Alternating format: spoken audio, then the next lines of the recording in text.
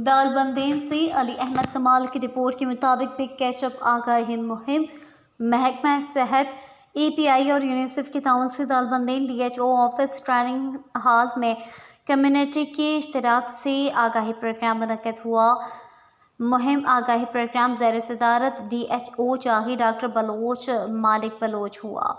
आगाही programme में deputy DHO चाही doctor Javed Hasan Siyabad, UNICEF की कम्युनिटी कम्युनिकेशन ऑफिसर चाकी जलील बलोच, WHO के DSO डॉक्टर शेर मोहम्मद संजरानी समेत कम्युनिटी के मुख्तलिफ मकातब फ़िक्र ने शिरकत की।